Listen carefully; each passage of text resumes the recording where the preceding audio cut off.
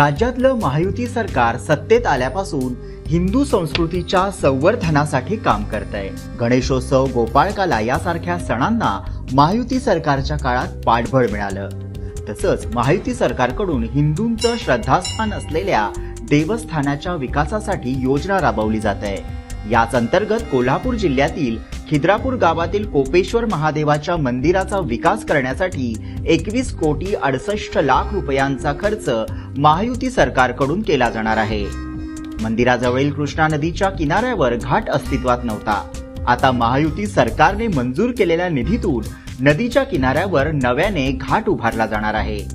तसेच मंदिराच्या संरक्षक भिंतींची दुरुस्तीही केली जाणार आहे।